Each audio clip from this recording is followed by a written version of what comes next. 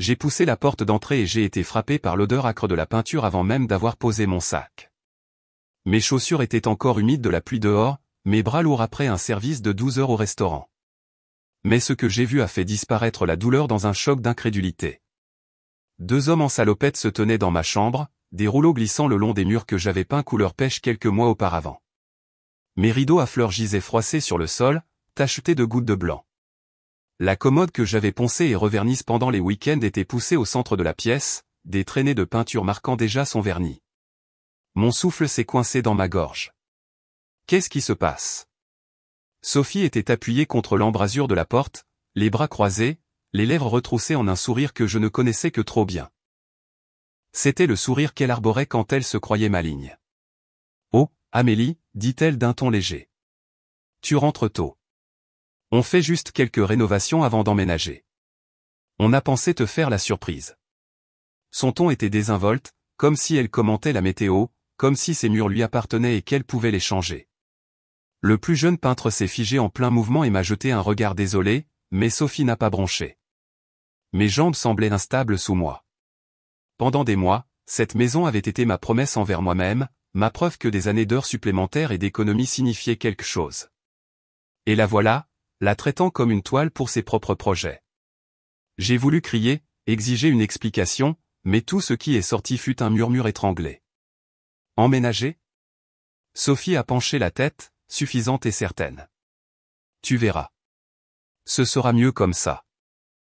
L'odeur de peinture fraîche tourbillonnait autour de moi, et ma poitrine se serrait comme si l'air lui-même se refermait sur moi. J'ai alors réalisé que ce n'était que le début. Les mots « emménager » me collaient à la peau comme des vêtements mouillés. Et tandis que je me tenais dans cette pièce en ruine, mon esprit est revenu en arrière, sur le chemin qui m'avait mené ici.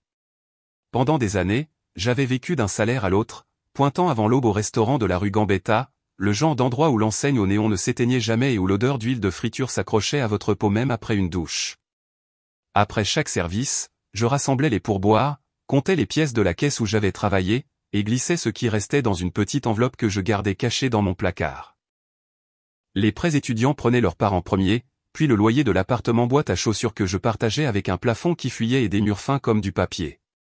Les factures, les courses, la carte de bus chaque mois, j'avais l'impression de me vider de mon sang lentement, mais j'ai appris à tirer sur chaque euro jusqu'à la corde. Les soirs de congé n'étaient pas pour le repos, mais pour des petits boulots, débarrasser des tables lors d'événements traiteurs, récurer des cuisines pour de l'argent supplémentaire, et même faire du babysitting quand je le pouvais. Certaines semaines, je pensais que ces économies ne serviraient jamais à rien, mais j'ai persisté. Quand mes amis achetaient de nouveaux vêtements, je raccommodais les miens. Quand mes collègues commandaient à emporter, j'emportais les restes dans des contenants réutilisés. Chaque sacrifice avait un but. Puis, pour mon 26e anniversaire, j'ai signé les papiers pour un bungalow défraîchi dans le nord de Reims. Ce n'était pas grand-chose de chambre, un bout de jardin, de la peinture qui s'écaillait sur le revêtement mais c'était à moi. Payé avec chaque euro que j'avais lutté pour garder. Je me souvenais de m'être tenu dans le salon vide, écoutant le silence, réalisant que je m'étais enfin acheté une sorte de liberté dont personne ne pourrait m'expulser. Du moins, c'est ce que je pensais. Et maintenant, avec la voix de Sophie résonnant dans le couloir, cette liberté semblait me glisser entre les doigts. Après ce premier choc, Sophie a commencé à apparaître plus souvent, sans jamais appeler à l'avance, s'immisçant simplement dans mes week-ends comme si elle avait droit à cet espace. Au début, elle apportait du café ou un sac de courses, se présentant comme attentionnée, mais les conversations devenaient toujours acerbes. « Tu as quoi, 27 ans » dit-elle un samedi, en examinant les moulures à moitié peintes sur lesquelles je travaillais. « Tu es trop jeune pour gérer toute cette responsabilité. Les maisons ne sont pas comme les appartements, Amélie. Elles dévorent de l'argent, et tu ne sais même pas dans quoi tu t'embarques. » J'ai ravalé les mots que je voulais dire que j'avais travaillé chaque heure pour cet endroit, que j'avais compté mes centimes et marché sous la pluie pour économiser sur le ticket de bus. Au lieu de ça, je me suis surprise à fixer la peinture écaillée de mon pinceau, me demandant si elle n'avait pas raison. D'autres fois, elle tournait autour du sujet de mon travail. « Toujours dans ce restaurant, ma chérie ? Combien de temps penses-tu pouvoir tenir comme ça ? Et si tu tombes malade ? Et s'il arrive quelque chose ? » La façon dont elle le disait me faisait serrer les poings, car je m'étais posé ces mêmes questions tard dans la nuit, allongé et éveillé sous le bourdonnement du réfrigérateur. Quand Daniel, son mari, venait avec elle, il ne prenait pas la peine d'utiliser un ton doux. Il entrait dans le salon et annonçait « Cet endroit serait mieux géré si nous aidions. Tu n'as jamais été propriétaire.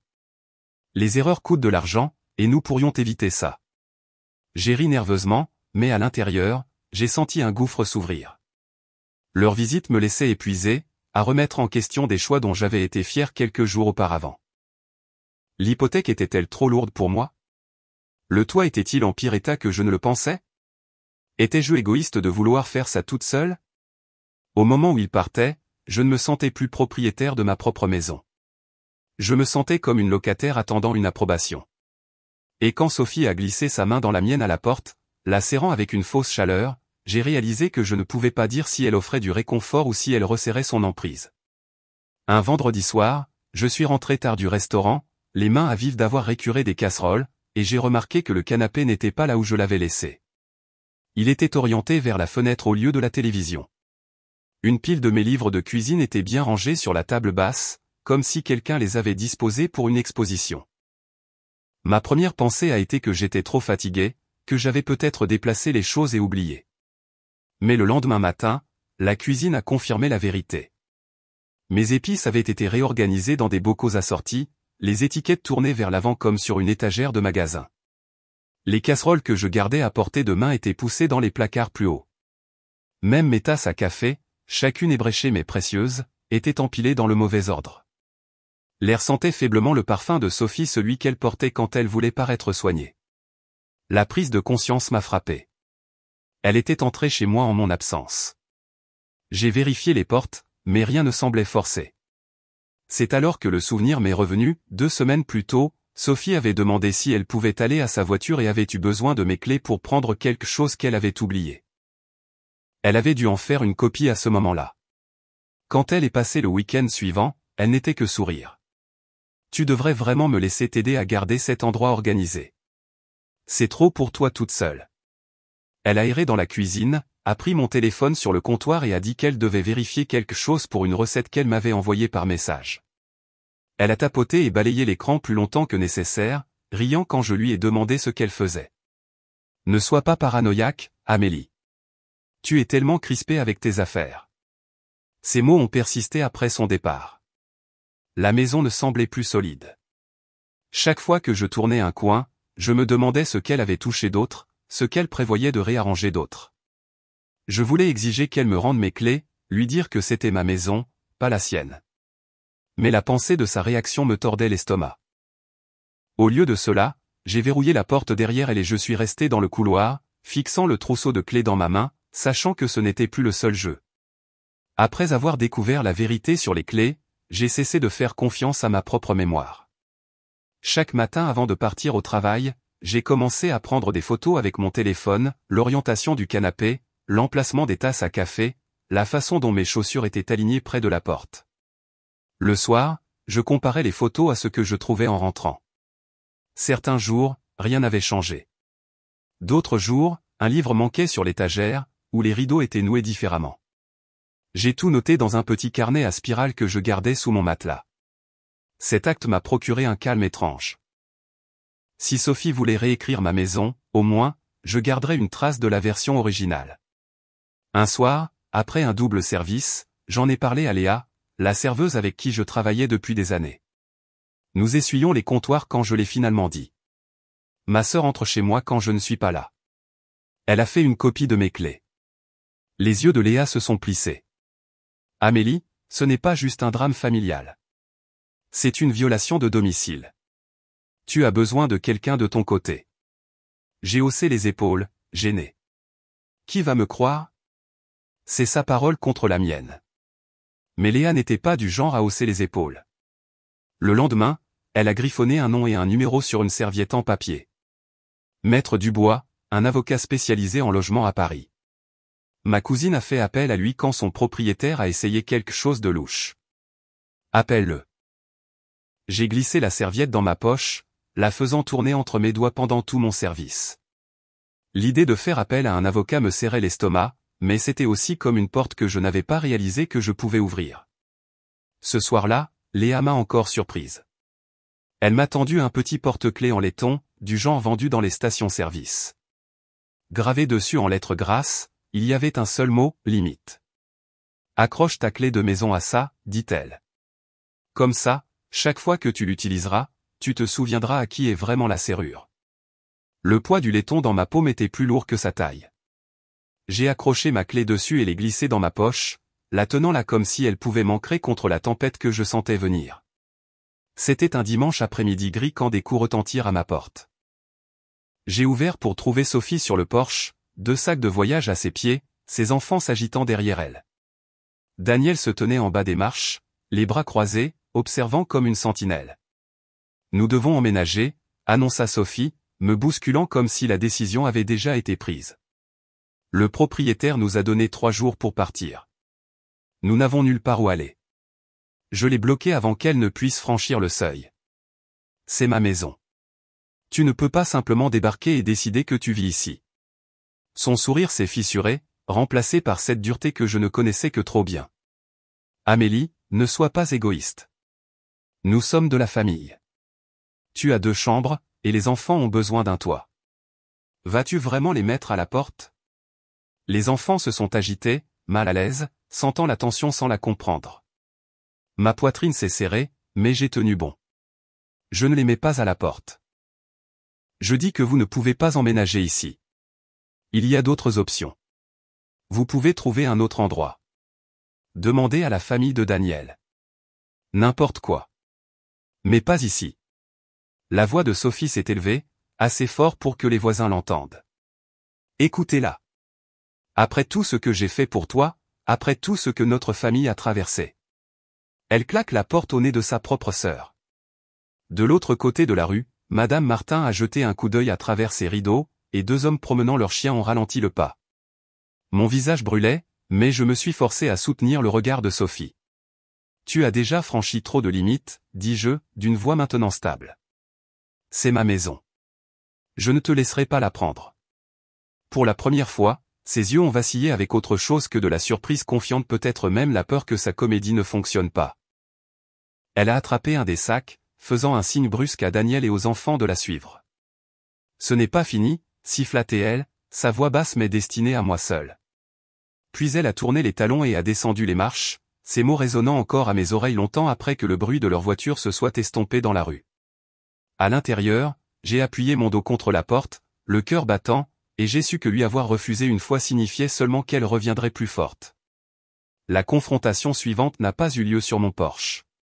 Elle est venue sous la forme de papier plié, poussé dans mes mains quand Sophie est apparue 2 jours plus tard, suffisante et sans hâte, comme si rien ne s'était passé entre nous. Regarde, dit-elle d'une voix douce. Trop douce. Je veux juste clarifier les choses. J'ai déplié les papiers. Des captures d'écran de messages textes me fixaient, chacune estampillée de mon numéro. Viens vivre avec moi, Sophie. La maison est trop grande pour une personne. Amène les enfants. On trouvera une solution ensemble. Ma gorge s'est asséchée. Ce ne sont pas les miens. Elle a penché la tête, l'air apitoyé. Tu as dû oublier. Tu as été si stressé avec tous ces services. Les gens ont des oublis parfois. Puis est venue une autre pile, des reçus pour un ensemble de chambres, une télévision, même des ustensiles de cuisine. Chaque achat portait mon numéro de compte bancaire, le même compte que j'avais utilisé avec parcimonie, celui auquel je pensais être la seule à avoir accès. De rien, au fait, dit-elle. J'ai fait des améliorations qui nous profitent à toutes les deux. Le « nous » se logea dans ma poitrine comme une épine. Après son départ, je me suis assise à ma table de cuisine, fixant les preuves d'une vie que je n'avais pas choisie. Avais-je été négligente avec mon téléphone? Avait-elle deviné mon mot de passe? Plus j'y pensais, plus les contours entre ce dont je me souvenais et ce que j'aurais pu négliger devenaient flous. Des rumeurs ont commencé à me parvenir par les voisins et les collègues. Madame Martin m'a demandé si j'allais bien, mentionnant que Sophie lui avait dit que j'oubliais des choses. Au restaurant, un aide-serveur a plaisanté sur le fait que j'avais oublié mon tablier 2 fois la semaine dernière. Sophie avait dû amplifier ça aussi. À la fin de la semaine, je me suis surprise à vérifier mon propre carnet, relisant les lignes que j'avais écrites juste pour être sûr qu'elles étaient vraies. Pour la première fois, je me suis demandé si elle n'avait pas raison, si peut-être je ne perdais pas le fil plus que je ne le réalisais. Mais quand j'ai regardé le porte-clés en laiton que Léa m'avait donné, frais et solide dans ma main, j'ai su que je ne pouvais pas laisser ce doute avoir le dernier mot. J'ai apporté les faux messages et reçus à Paris, les mains tremblantes en les glissant sur le bureau de Maître Dubois. Il était calme, les cheveux grisonnants, le genre d'homme qui ne parlait qu'après avoir pesé chaque mot. Il a étudié les papiers, puis m'a regardé. Ces messages ne sont pas authentiques, dit-il en tapotant l'un d'eux avec son stylo. Les métadonnées ne mentent pas. Il y a des marqueurs d'une conversation générée par une application. Si elle présente ça au tribunal, nous pouvons les démonter. Le nœud dans ma poitrine s'est légèrement desserré, mais seulement légèrement. Elle répand déjà des histoires selon lesquelles je suis instable. Les gens la croient. C'est pourquoi vous avez besoin de plus que votre parole. Documentez tout, photos, dates, heures, témoins. 2 voisins qui ont vu la dispute sur le porche, des collègues qui peuvent se porter garant pour vous. Tout cela compte. J'ai hoché la tête, serrant mon carnet plus fort. Il s'est penché en avant. Et encore une chose. Changez vos serrures immédiatement. Chaque porte, chaque entrée. N'attendez pas, cette nuit-là, j'ai à peine dormi, analysant chaque bruit dans la maison, imaginant Sophie se glisser à l'intérieur avec sa copie. À l'aube, des phares ont balayé mon jardin, et une camionnette cabossée s'est arrêtée. Marc, le beau-frère de Léa, en est sorti avec une boîte à outils. Il a travaillé rapidement, les mains sûres, passant de la porte d'entrée au portail arrière, puis à l'entrée latérale que j'utilisais rarement. J'ai regardé chaque vieille serrure tomber dans son seau comme un poids mort. Quand il a pressé les nouvelles clés en laiton dans ma paume, leur bord frais et tranchant, j'ai senti une lueur de contrôle revenir. Il vous en faudra 3 jeux, dit-il. Un pour vous, un de secours dans un endroit sûr, et un pour quelqu'un en qui vous avez confiance. J'en ai glissé une sur le porte-clés que Léa m'avait donné. Le mot limite brillait dans la lumière du matin. Pour la première fois depuis des semaines, j'ai senti la maison se resserrer autour de moi comme une porte enfin fermée contre une tempête.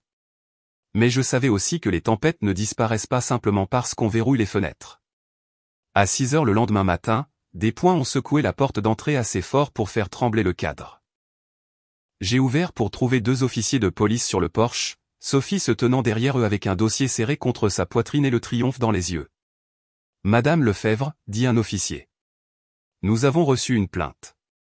Votre sœur prétend que vous retenez ses affaires et que vous lui empêchez l'accès à la propriété. » Sophie s'est avancée, ouvrant le dossier. Elle nous a invités à vivre ici. J'ai les messages. Elle oublie, c'est tout. Elle leur a tendu les mêmes faux messages que j'avais déjà montrés à Maître Dubois, chaque ligne dégoulinant d'une version de moi qui n'existait pas.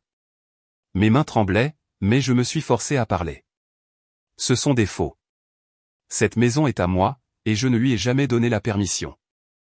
J'ai été chercher le dossier que j'avais préparé, l'acte de propriété avec mon seul nom, des photos imprimées montrant des meubles déplacés sans mon consentement, et mon carnet rempli de dates et de détails. Les officiers semblaient peu convaincus, jetant des regards entre nous quand des phares ont traversé le jardin. Maître Dubois est sorti de sa voiture, une mallette à la main. Il a salué les officiers calmement et a demandé à examiner les imprimés de Sophie. « Ceci est une fabrication, dit-il après une minute, en montrant les incohérences. Les métadonnées montrent que cela a été généré par une application tierce. Si cette affaire va plus loin, le faux en lui-même pourrait être poursuivi en justice. » Les officiers se sont raidis. L'un s'est tourné vers moi. « Voulez-vous que ces objets soient retirés de la maison maintenant, sous surveillance ?» « Oui, dis-je, ma voix plus stable que je ne l'aurais cru. » Pendant l'heure qui a suivi, Sophie et Daniel ont sorti leurs valises et leurs cartons sous les yeux des officiers. L'ensemble de chambres qu'ils avaient achetées avec mon argent volé est parti aussi, pièce par pièce, jusqu'à ce que la maison soit vide de leur présence. Quand la voiture de patrouille est enfin partie, un silence lourd et pur est tombé. Je suis resté à la fenêtre, la clé en laiton chaude dans ma main, sachant que le dernier mot n'avait pas encore été dit. Le matin après le départ de la police, j'ai traversé chaque pièce lentement, laissant le calme s'installer en moi. Pour la première fois depuis des semaines, il n'y avait pas de bruit de pas inconnus, pas de parfum persistant dans l'air, pas de meubles déplacés. C'était juste moi et la maison pour laquelle je m'étais battu. Je n'ai pas perdu de temps. Cette même semaine, j'ai demandé une ordonnance restrictive avec l'aide de Maître Dubois. La paperasse était épuisante, mais j'ai signé chaque page d'une main ferme. Le soir, Marc est revenu installer une petite caméra près de la porte d'entrée et une autre près du portail arrière. Regarder les écrans s'illuminer sur mon téléphone m'a apporté un étrange réconfort. La maison n'était plus un lieu ouvert. C'était à moi de la défendre. Léa est passée avec des sacs de terreau, et ensemble nous avons planté des marguerites et de la lavande le long de l'allée. Je me suis agenouillé dans la terre, pressant les racines dans le sol, sentant quelque chose se relâcher en moi à chaque poignée de terre. C'était ma limite tracée avec des pétales et des tiges, ma preuve que la beauté pouvait pousser même après une intrusion. Quand le jardin a été terminé, je suis rentré et j'ai accroché le porte-clés en laiton que Léa m'avait donné à un clou sur le mur de la cuisine. Le mot limite brillait contre la peinture. Je suis resté là longtemps, à le regarder, me souvenant à quel point je m'étais senti petite et fragile quand Sophie avait franchi mon seuil pour la première fois. Maintenant, à 27 ans, je comprenais que l'indépendance n'était pas garantie par un acte de propriété ou un jeu de serrure. C'était un choix que je devrais défendre encore et encore. Fragile, oui, mais toujours à moi. Quand la liberté arrive trop tôt, la protège-t-on avec la peur ou avec la fierté ?